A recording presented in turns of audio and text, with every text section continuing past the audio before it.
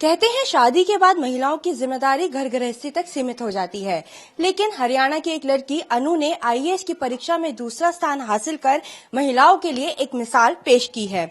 अनु, सबसे पहले तो राज्यसभा टीवी की ओर से आपको बहुत बहुत बधाई। मेरा सवाल आपसे यही है कि परिवार और बच्चे के साथ इतनी बड़ी चुनौती पार करना कितना मुश्किल था?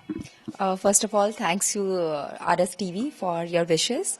और दूसरा, बच्चे के साथ कर पाना और स्पेशली मैरिज के बाद ये नहीं कहूँगी कि आसान था, टफ तो था ही। और ज़्यादा मुश्किल मुझे इस चीज़ में आई कि मुझे अपने बेटे से दूर रह के तैयारी करनी पड़ी। तो जो वो एक ममता वाला फैक्टर आ जाता है और एक थोड़ा सा गिल्ट फैक्टर कि शायद मैं एक माँ की भूमिका अच्छे से नहीं निभा पा रही हूँ, वो फैक्टर वहाँ था। बट ये सब बहुत आराम से पार हो गया क्योंकि मुझे मेरी फैमिली का बहुत इमेंस सपोर्ट था। मेरी माँ ने मेरे बेटे की इतने अच्छे से केयर की कि वहाँ मैं डेडिकेटेडली फोकसली अपनी स्टडीज पे ही फोकस कर पाई। तो इस वजह से फैमिली और फ्रेंड्स के सपोर्ट के कारण मैं ये कर पाई। अनु, आपने शादी के बाद क्यों सोचा कि आप सिविल सर्विसेज में जाएंगी? Okay. See, prior to doing the private job, so there were certain financial responsibilities. So the thought of doing civil services was somewhere there because I was a bright student throughout my school and college. But then this thought died down क्योंकि वो financial responsibilities वगैरह का issue था। तो I thought कि ठीक है, मुझे एक job ले लेनी चाहिए और family को financially support करना चाहिए। फिर अभी जब मुझे job करते करते काफी समय हो गया था, तो पहली बात वो फाइनेंशियल कंडीशन थी दैट हैड इम्प्रूव्ड, और दूसरी चीज ये थी कि मुझे एक सेंस ऑफ मीनिंगलेसनेस आने लगा था। I was not feeling inertly satisfied with the job that I was doing in the private sector. पैसे मिलते थे पर एक इनर सेटिस्फैक्शन नहीं था। तो मैंने सोचा कि यही काम मैं अपनी बची जिंदगी नहीं कर सकती। अभी टाइम था, 2 चांसेस थे मेरे पास, so I took the punch and I started preparing. क्या आपने सोचा था कि आप दूसरे नंबर पे आ जाएंगी? ऑनेस्टली स्पीकिंग, मैंने नहीं सोचा था। It is a dream come true. पर हाँ, मैं कहूँगी मेरे पापा और मेरे भाई, they were very very positive and they used to say कि तू टॉप 10 में आ जाएगी। जैसे आपने बताया कि आपके पापा और भाई इस बारे में सोचते थे, आपसे बात करते हैं। सर, आपको क्या पूरा यकीन था कि अनु दूसरे नंबर पे आ जाएंगे? और आज पूरे परिवार के लिए कितने गर्व की बात है ये।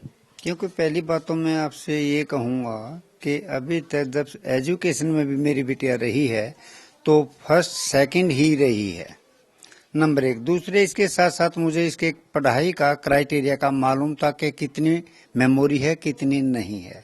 उसके साथ साथ जब यह इसमें आई और इसलिए डेली मेरे से क्वेश्चन बताती थी, डिस्कस करती थी टेलीफोन पे, मोबाइल पे बताती थी, पापा जी इसमें ये हुआ इसमें हुआ। मैं बेटे don't worry, you forget it and go ahead.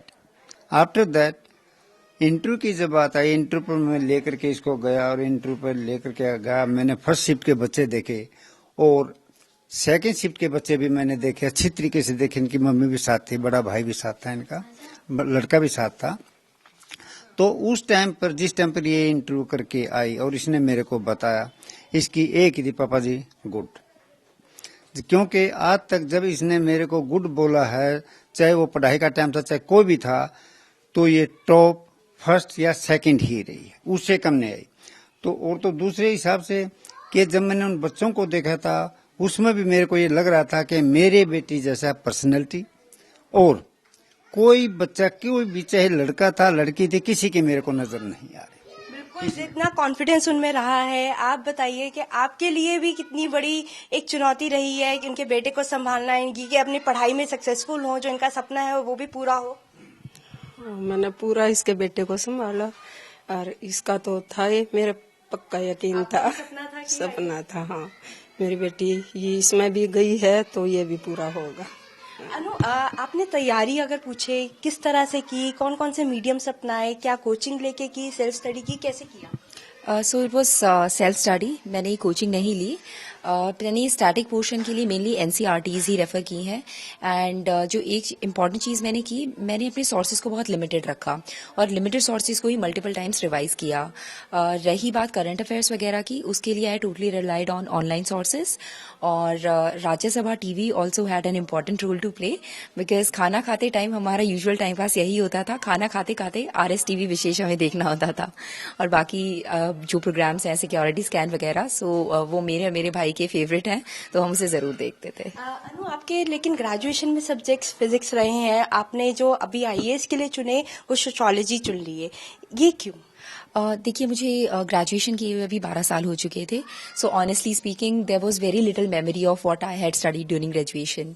बाकी सोशियोलॉजी चुनने से मुझे ये फ़ायदा रहा कि जीएस पेपर्स में भी ये मदद करता है, और सोशियोलॉजी चुनने से ये भी फ़ायदा होता है कि आप अपनी सोसाइटी को, जिसके अंदर है कि आपको काम करना है, उसकी प्रॉब्लम्स को, उसके ओरिजिन को, प्रॉब्लम्स को, आप सब इश्यूज़ वगैरह को बहुत अच्छे से समझ पाते हैं। तो as an administrator also it helps, that is why I chose it. Anu, आज ऐसा पहली बार हो रहा है कि एक बेटे ने माँ का रिजल्ट देखा है, और वो भी जब माँ ने टॉप किया है। Very interesting observation. हाँ, सुन के अच्छा लग रहा है।